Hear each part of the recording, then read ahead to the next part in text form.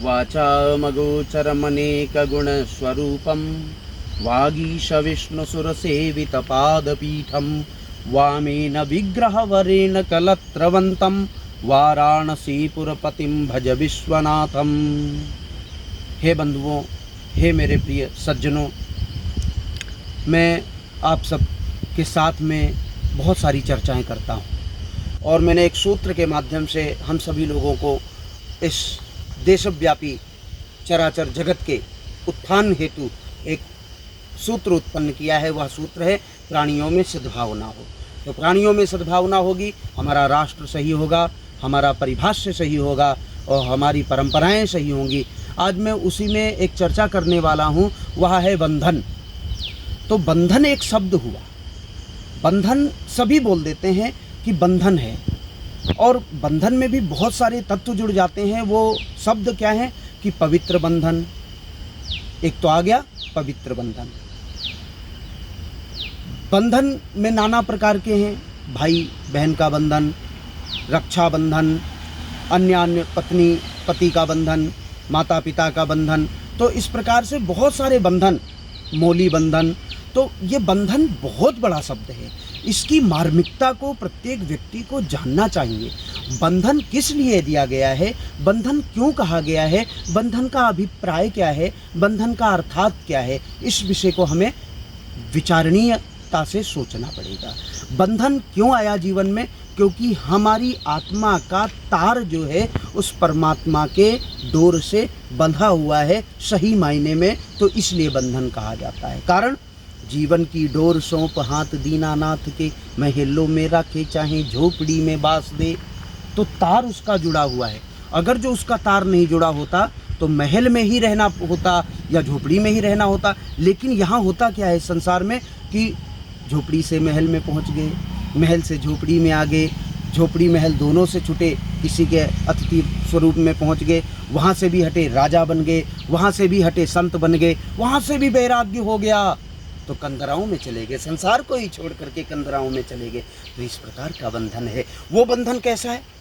एक पाइप में आप डालें, तेल डालें, रसायन पदार्थ कोई भी डालें, वो रसायन पदार्थ जहाँ तक पाइप का छोर होगा वहाँ तक जाएगा।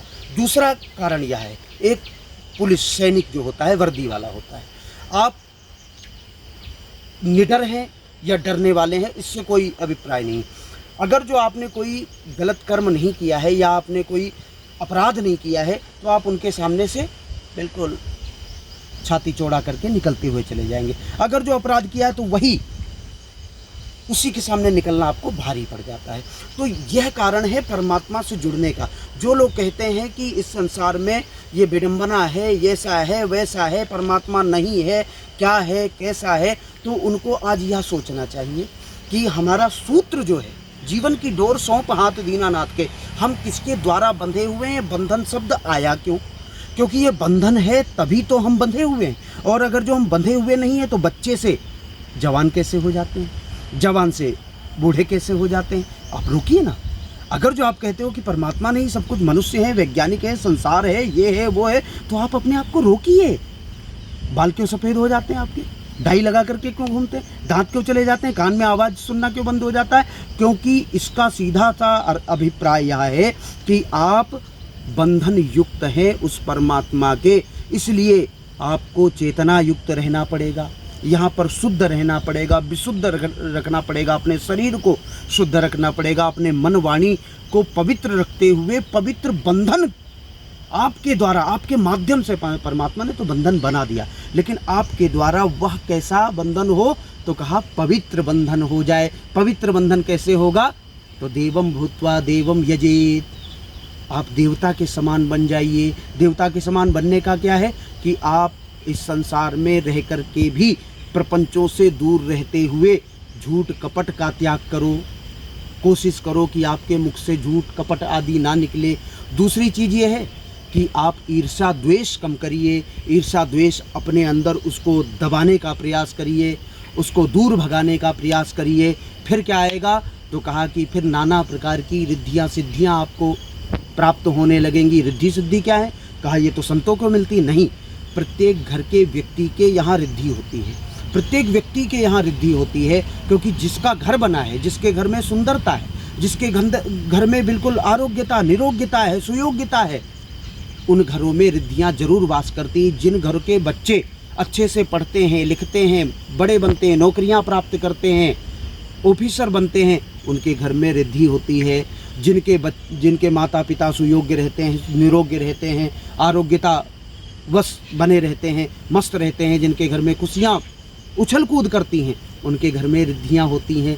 बगैर रिद्धि के तो घर में खुशहाली आ ही नहीं सकती। शाह मान सकता हूँ जो साधनाएं करते हैं, जो तपस्याएं करते हैं, वो साधु संत ब्राह्मण आचार्य इत्यादि, उनके पास सिद्धियाँ होती हैं। वो सिद्धियों के माध्यम से अनंत चेतना युक्त रहते हैं, आप रिद्धियों के माध्यम से अनंत चेतना युक्त रहते हैं। तो इसलिए ये शब्द जो बंधन रूपी शब्द है, इसका मंथन करिए, इसका चिंतन करिए, और इसके साथ में आप उस घड़े में भरे हुए अमृत के बूंद मात्र हैं आत्मा रूपी, तो आपको उस बूंद के माध्यम से अपने आप को विराट बनाना है, साधना युक्त करना है, चेतना युक्त करना है, और बहुत सारी चीज़ों को लेकर के चलना है। इसलिए हे बंधुओं, आप उस बंधन शब्द पर चिंतन करते हुए उस परमात्मा का सदा सर्वदा ध्यान करते रहिए।